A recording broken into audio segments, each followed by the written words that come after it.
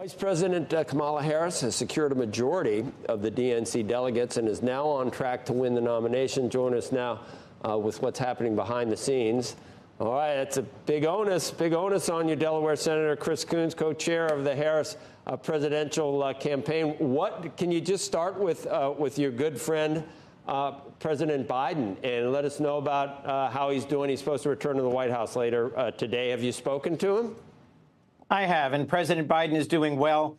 He's recovered from COVID. It was a rough weekend because he had to make an historic decision. He took the time to reflect, to listen to folks from across the country, from our home state of Delaware, people who've known him for decades and people who were advising him on the campaign.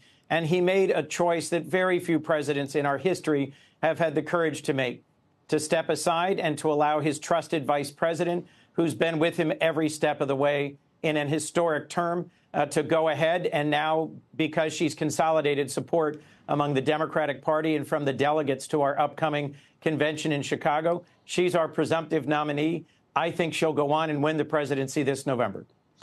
Do you know exactly what happened over the weekend? There's a lot swirling around, and we promised some behind-the-scenes look. There are multiple articles today that are pointing to former President Barack Obama's fingerprints here, that he's a Chicago politician. I mean, Rod Blagojevich wrote a piece in the Wall Street Journal, of all people, who says he's I didn't see Rod Blagojevich weigh in on this. Nor, frankly... let me finish the question. That President Obama is basically a ward boss and a master of old Chicago politics, and this is not an election of Kamala Harris to be the nominee, but a selection of that. There's nothing to that at this point? I mean, someone told the president something over the weekend that changed his viewpoint and your viewpoint about whether he should stay in the race. Do you know what that was?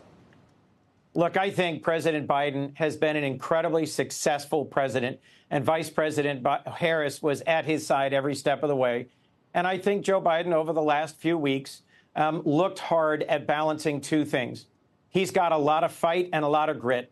He's someone who's been knocked down by life more than anyone I know, and like America's middle class, has gotten up every time and gotten back to work and gotten things moving forward. This time he had to balance whether or not from now to November he had that fight and that ability, or whether it was time for him to pass the baton to his trusted vice president, who was a key part of the accomplishments they've had together. In the end, after hearing from a lot of people, from grassroots folks, from leaders around the country, he made the right choice. But, Joe, instead of the exactly what made the decision, I think it's important that we take a moment and thank Joe Biden for his leadership and for what he's gotten done. Our stock market's at an all-time high. We're the world's greatest producer of energy, both fossil fuel and renewable. And he's invested incredibly in manufacturing, in our infrastructure, in putting us in a great place to be competitive in what are the key drivers of security, stability, and prosperity in this century. That's a great legacy for Joe Biden. What's behind it? Back to behind the scenes. Do you know who's in the running for the pick for vice president at this point? Who would you suggest? Look, I think it's fairly wide open because this announcement, this change just happened. I'm here in Wilmington, Delaware, where yesterday Vice President Harris came to fire up the crowd. The five folks who you're putting on the screen are among many who are being discussed. But I think it's important that this be a strong, balanced ticket. Let me remind you, Donald Trump is more focused on his golf score than he is on reducing prescription drug prices and gas prices. He's babbling on about electrocution and sharks rather than focusing on the future. And I think Vice President Harris is going to be able to choose a running mate who will build confidence that the Democrats will continue on the winning record of Joe Biden and Kamala Harris.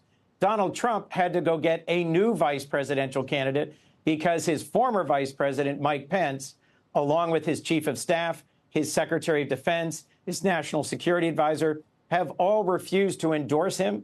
There are 5 Republican senators who've said they won't vote for him. He's had to rebuild his team after the wreckage of the end of his last administration on January 6th.